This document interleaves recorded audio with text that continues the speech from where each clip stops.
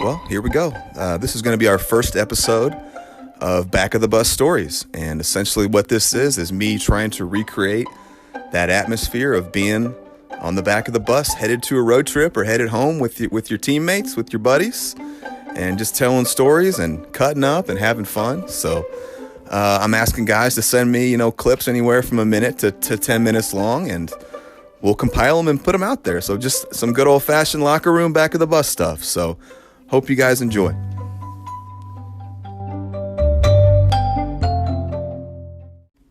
So in order, our stories coming up here. First is going to be D. Hill, Daniel Hill, former Murray State slugger, outfielder.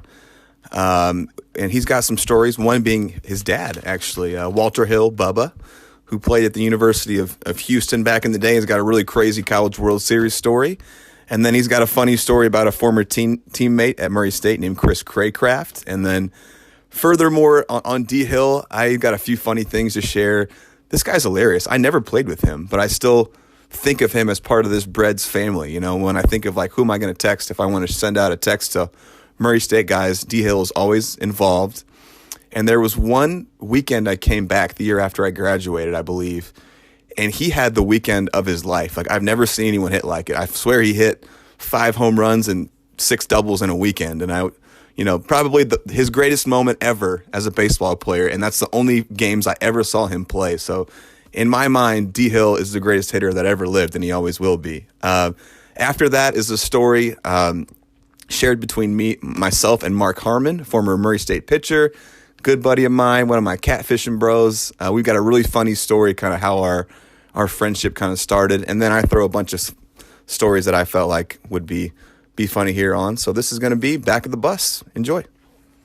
He's compiling some baseball stories, and I was talking to him the other day, and I told him that you had a good one about how y'all got to the College World Series when you beat Texas. Mm-hmm. Yeah. So do you mind telling me that story again so I can I can send that to him so he can put it on his podcast thing? Yeah. Yeah. So all right. So I guess start from the beginning. So this was y'all just had y'all gone 1-1, and this was yeah. We won. We won the first game in Houston. Yeah. I think 11-7 or something. I don't know, something like that. Yeah.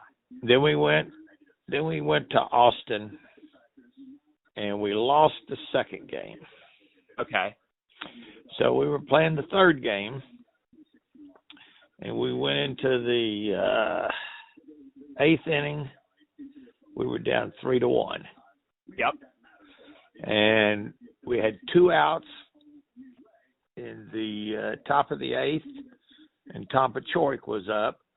Yeah, he was y'all's stud, right? Yeah, he was an All-American and hits a bunt hit. He swung at it and just got on. Yeah, infield single, swinging bunt. Yeah, and then we get a couple other hits and score a run, and then we've got a couple guys on, and Texas at that time in their center field had a mound, a hill. Yeah, kind of like how the Astros had before. Yeah, but it was a mound, and if you get the ball went up there, you have to go up on the sides to get to it. Yeah, that's right. And we had a guy that was, you can't tell he was hungover, but you can So the night before, obviously he may have had he was a catcher, and he was he didn't play a lot, right? He was a backup. Yeah, he was a good player, but okay.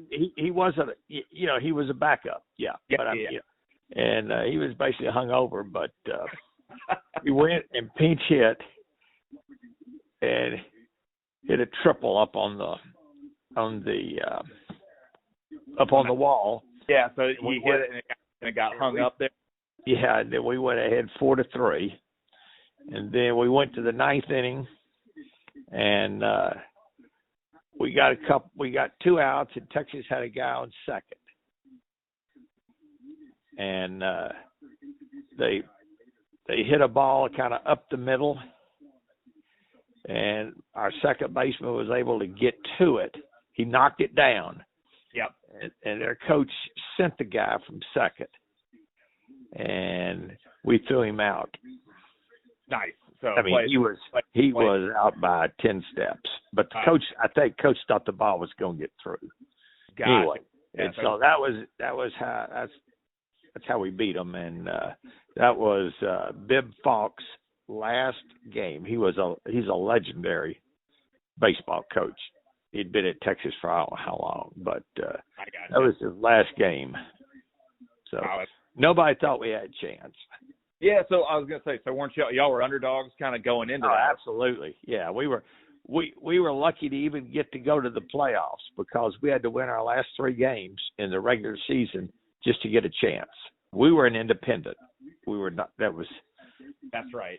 And Texas was in the Southwest at that time, but we were an independent. So yeah. we had to win our last 3 games just to get an opportunity to go play Texas. Nice. Yeah.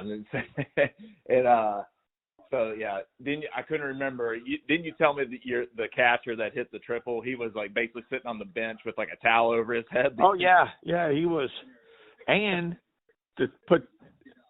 then he came in to catch. He caught the last inning. I forgot about that. Yeah. He made the last out. Yeah. He made the last out. Oh, that's so great. He was probably sobered up a little bit by then. No, he'd had a little rough night. So. Oh, that's fantastic. So yeah, good deal. I'm sure he'll enjoy that. But that's a true story. So, and like I say, he made the last out. When we threw him out at home. Yeah. Oh, that's fantastic. Well, good deal. Yeah, I appreciate you. Retelling that. That's one of my favorite ones for sure. So. Yeah. Awesome. Yeah. Did you ever? I'll see if I can find the story that the pitcher for Texas wrote. Do you remember that? Yeah. You have the article? I'll see if I can find it. Yeah, if you've got that article, I can forward it to you. It's bound to be. I've got it. It's probably still on my phone somewhere, but I'll forward that one to you. That's a great article. I mean, it kind of bleeds into, it goes through the talking about what happened in the game. Yeah, and that's from their perspective. Yeah, for sure. Yeah, I'll see if I can find that article. If I can again, I'll send it to you. What's up, boss man? I got a Murray story for you. So this was my junior year, and we are traveling. I can't remember who we were going to play. It might have been like Eastern Kentucky or something. I can't remember exactly who, but I always my roommate, my travel mate was Chris Craycraft, and everyone who knows Chris, he's a little bit. He's quiet. He kind of keeps to himself. He's a little bit different, and like he used to bring his own sheets and pillowcases, and he would bring this little cocoon thing that we used to always give him shit about. But honestly, looking back, he was probably the smart one, because I mean we stayed at like Microtel and some of these other places that probably weren't the cleanest, probably had bed bugs, but. So he was that was his, he was that type of person. He wouldn't eat the same meals as we did. His dad would always go get him meals. I mean, I don't think Golden Corral was up to his standards. So he would have his own meals. He'd have like a tackle box full of vitamins and shit. So one night we're getting ready to go to bed. We're just chilling. I'm laying down in bed, and Chris is in the bathroom, and next thing you know, I hear this dude just like going, just gagging and like getting ready to throw up, and just like all sorts of shit and sounds coming from the bathroom. I'm like, dude, what is going on? And next thing I know, he just holds out the side, like out the door. He holds a tube of cortisone. I'm like, what the fuck is it? Like, what is going on? Well, he mistakenly brushed his teeth with cortisone instead of his freaking Colgate toothpaste. So he about puked and probably had food poisoning, or I don't even know what you would get from that shit. But anyways, that was always a good travel story I had for you. So hope you like it. See ya. All bizarre quesadilla story from your perspective, and then I'll let you go. Oh, no. So first, I think we have to establish how good Taco Bell chicken quesadillas are. We've got to get that out of the way, which they are. It's true. It's just true. Incredible. And I think for every drink you have in your system, that makes them even better. Irresistible. Yeah. And at that time of life, definitely had some drinks, but also had, I was like a vacuum with food too. And I was put in a situation where I was starving. I had no resources to go anywhere, definitely no restaurants open. And I made a horrible decision to a good friend to open the fridge and consume the chicken quesadilla. But to this day, it is still the best chicken quesadilla I've ever had in my life. It's so perfect. But then just, there's a second half to it too. Like I realized at the end of the night I was missing said quesadilla, and my heart was broken. I'd been thinking all night, like, man, I can't wait to get that quesadilla, when the night's over. But then the next day, and I feel like this forever bonded us, you showed up at 10:12 at our apartment with a quesadilla, I believe, for me. Right? Got to make it right, man. Got to make it right. Own your actions. Yeah. You got to do that from my catfish brother. Most catfishest boys ever seen. Oh, buddy, that was awesome. Perfect. Got another back of the bus story. Again, this is Blake Helm. We'll call this one the Hamburglar Conundrum. And this is from my time at Murray State, being a Murray State thoroughbred. And Halloween, as with probably any college campus, is a pretty fun time. People get dressed up and go out, and it seems like it's almost like a week-long party in some ways.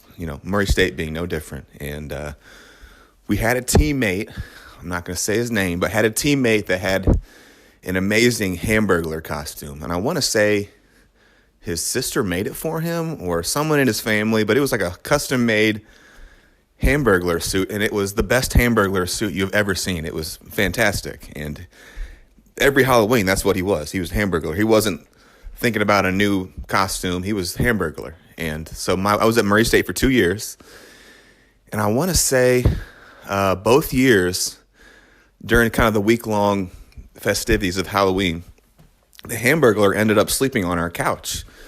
And we were in apartment 1012. We were the 1012 boys. We had a pretty open door policy. Like, we never locked our doors. People hung out there all the time. It was one of the focal places that a lot of Murray State baseball players hung out at. And especially like some of the younger guys, some of the guys that were still in the dorms. So I believe that's why he was crashing with us, because a lot of parties and things would be happening at Murray Place, the apartment complex where we lived, and he would just end up crashing on our couch. Well, anyway, for like 5 days straight, we would wake up to Hamburglar being on our couch, and that's just kind of a funny sight to see. So after the second year of this, and I believe the fourth or fifth day of us waking up to Hamburglar on our couch, and then Hamburglar staying essentially the rest of the day until it was either practice or class or whatever, we were like, we're going to get Hamburglar out of here. We're going to solve this Hamburglar problem. And I say this with love in my heart because we love this teammate. And he actually ended up, I believe, taking my place in that apartment the year after I left. But we were like, we're going to antique this dude. And if you don't know what antiquing is, it's when you throw a big handful of flour on someone's face when they're sleeping. So they're dusty, essentially. So we've got it on video somewhere, but I can't remember who did it, but we got a handful of flour and smacked it in his face, and he woke up, and he realized at that moment in time that it was time for the Hamburglar to go. So that's my Hamburglar story. I'll always cherish it, and love that teammate. This is Blake Helm back for another story for Back of the Bus Stories. This one involves the back of the bus and a bus trip from Lincoln Land Community College. So I started my collegiate career at Lincoln Land Community College, and we took 2 spring trips every year. We got treated very well, so we would go to New Orleans and then come back and then go to Florida. So pretty dang cool for a junior college to be doing that. But we had some traditions that led up to us taking our spring trips, and those would involve usually a party where we got after it pretty good. just being college-age guys, college baseball players, having some fun. But our thinking was kind of, let's have some fun the night before because we've got an all-day bus trip ahead of us where we can kind of just sleep and watch movies and, recover. And so this trip was no different. But one particular pitcher, I'm not going to say his name, but had a lot of fun the night before and was sleeping off some of the fun the next day on the trip. And, everyone kind of knew that he might have got after it a little bit. Anyway, as, 18 to 20-year-old guys do, they tend to mess with each other, and when this guy fell asleep, someone got the idea to pour dang near a whole box of Milk Duds in his pants. So, and I want to say he slept for another 2 to 3 hours after this. So by the time this guy woke up and started coming to his senses, these Milk Duds had long since melted and just turned into a nightmare in his in his pants. So I can still picture this, him waking up and coming to his senses and just all these things going through his head of like something's not right. You could just see the wheels kind of turning in his head, the gears, and then eventually he gets brave enough to put his hand down his pants, and just the look of horror, of confusion, of where am I at in my life? What did I just do? When he pulled his hand out and it's just covered in melted chocolate. Now, obviously, he didn't think it was melted chocolate for that time being. And, the whole bus is trying not to lose it. And eventually someone is like, hey, so-and-so, it's just Milk Duds, dude. You didn't shit your pants. But I'll never forget the look on his face of, there must have been so much going on of man, I overdid it. Where am I at in my life? I just pooped my pants on the bus. I'm going to have to answer to my brothers for this. This is never going to die. And just those are the good shenanigans about being on a bus and being a part of a brotherhood and being in a locker room, being on a team. So that's my Milk Dud story. Classic. Back of the bus stories. This is Blake Helm again. This one is going to be about a teammate I had at Lincoln Land, and just a funny interaction that I think a lot of baseball guys can laugh about. And this was a pitcher at Lincoln Land. I'm not going to say his name, but he was naive, kind of like in a childlike way in some ways, and he definitely got a little bit of razzing sometimes, but he took it well. Anyway, I remember standing there with Ron Riggle, Bull, and Bill Hool, Dollar Bill, and just one of those classic pranks that you think you're going to get a freshman with, but nobody ever falls for. And we go, or I think Bull said, hey, so-and-so, go in the closet and get the curveballs. And God bless this guy's heart, man. He tore off after that closet like a bat out of hell. The good soldier wanting to please his coach. And it was like a cartoon when he went into there, because in a cartoon when someone is looking for something frantically, you'll see them go into a closet and just things just start flying out of there and flying out behind them, and there's wind, and that's what it looked like. I mean, it was just, you could hear bang, bang, clung, clung, clung, clung, things flying around, and then he comes, he's in there for minutes because there's no such thing as curveballs. And he comes out and he's just exasperated. He's like, Coach, I can't find the curveballs, and then we all just die laughing. We're on the floor losing it because nobody ever falls for this. And then it finally dawns on him that there's no such thing as curveballs. And I'll never forget that one. Special to me. So another back of the bus story, and this is again Blake Helm. Involves my time, or a summer when I was on the Springfield Rifles in the Central Illinois Collegiate League, and we had an outfielder come in named Brian Keeney, who went to Fordham University. Really talented guy. He had an absolute bazooka of an arm, big time power, fast. Him and I became friendly. We ended up hanging out away from the field a little bit here and there. We'd go fishing and work out and whatnot. Anyway, great guy, and I've kind of lost touch with him over the years, but great guy. Anyway, one road trip we went somewhere, and for whatever reason, he did not have a credit card or didn't have any money, and I covered him on some meals. So it must have been, $20, $30 worth of fast food on a couple-day trip.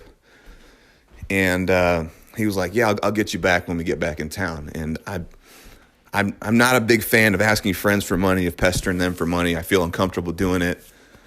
But one thing that's interesting about Keeney is he loved Taco Bell, like deeply loved Taco Bell. And when the Crunchwrap Supreme came out, it was that summer. And his thing was he'd show up at the field every day with a big bag full of Taco Bell. And he was just always talking about how good Crunchwrap Supremes were. And I was like, yeah, you know, Crunchwrap Supremes were cool, whatever. Like, I like Taco Bell too. And he started bringing me a Crunchwrap Supreme almost every time he would go to Taco Bell and come to the field. So, you know, these were, I don't know, however many, 10 Crunchwrap Supremes over the summer, however many, 20, who knows. But at the end of the summer, before we were about to leave, I was like, hey, man, I hate to do this, but like, you never really got me back for that like $30 or whatever from that road trip. He was like, what are you talking about, dude? He goes, what about all those Crunchwrap Supremes I bought you? And I just started dying laughing. And it'll forever tickle me because just like the logic of, you know, a 19-year-old guy or 20-year-old guy of like, I'm going to pay this guy back in Crunchwrap Supremes, but I'm not going to tell him that this is how I'm paying him back. And I don't know. It just makes me laugh. And I laughed in the moment. And it's still funny to me. And I still wonder if he ever like pays people back in funny ways without them knowing. Like, is this dude still out there, you know, bartering with Crunchwrap Supremes? So anyway, Brian Keeney, that's my Crunchwrap Supreme story. This is Blake Helm again with another story for Back of the Bus Stories here. And this one is really cool. And one of my favorite baseball stories to tell. And I can close my eyes and vividly picture it now, like from everything, what I was hearing, what I was seeing. It was a core memory for me. And it involves Jason and Justin Knadler, and then also Jason Worth. And so this would have been around my freshman year, I believe, of junior college. So 04, 05-ish. And it was the winter after Jason Worth had just established himself as like a real big leaguer with the Dodgers. I want to say he hit 16 or so bombs, hit like 260, 270, something like that, and was just proving that he belonged. So he'd come back to Springfield and had rented some sort of like an old hardware store that was on 2nd Street, I believe. And he turned it into like kind of his baseball training facility. So he had an Iron Mike pitching machine in there, the good old-fashioned Iron Mike, and it was loaded up with baseballs, like real baseballs, not jugs balls. So it had seams on it, so it would catch seams, and it would be running and diving and dipping and had crazy movement. So really cool. They'd crank that thing up. There was a little area to like do some workout stuff. Looked like there was a poker table in there for him and his friends to like play some poker or cards or whatever, and just congregate and hang out. So, you know, it fulfilled probably a lot of things for him. Some place to work out, some place to hit, some place to hang out. Anyway, I was tied in with Jason and Justin Knadler, and they kind of let me tag along for many years and be a part of their kind of baseball training group. And so a lot of times that winter we'd go hit there, and it was a cool environment, you know. But I would go with Jason and Justin, and we'd just take turns, taking our hacks, turning it up, turning it down, whatnot. One night we got some sort of a idea to essentially crank it up as fast as it could go. So I don't know what the equivalent was, but it was wild how fast it was and how much it was moving. I mean, it was crazy, like probably 100 plus, maybe 100, and just moving crazy. And we go in turns. So I start first, being the youngest, you know, least experienced, and I could barely touch it. Maybe I fouled off a couple, you know, and then Jason and Justin took turns, and they did a little better than me. And at this point, they would have been in pro ball. I want to say Justin had got a little bit of AA time. Jason was still in A ball, but these guys are all Americans, players of the year, baseball studs by all means. And then, but they didn't do a whole lot better than me. And then Jason, who was not even hitting with us, was over there playing cards, I believe. And he just took an interest in what we were doing and decided he wanted to give it a try. Thought it looked cool. So he steps in. I'll never forget this, you know. cold, didn't warm up, just grabbed a bat. I don't even remember if he was in a workout clothes, and just stepped in and started raking as if it was soft toss. It was, I'll never forget it, just that difference between, myself, who at the time was a junior college player. I went on to play some D1 and some indie ball, versus the next step up, which was, kind of 5th and 6th round draft picks, baseball dudes in the minor leagues versus a big leaguer. And it was just crazy to see within 5 to 10 minutes the differences in skill level and whatnot. And powerful moment for me too, because it was, I knew I was never going to be Jason Worth, but I figured maybe if I keep working, I can, and doing all my process and stuff, that I could someday, be in the same ballpark as Jason and Justin Knaler. It didn't happen, but still a cool moment, and I'll never forget that.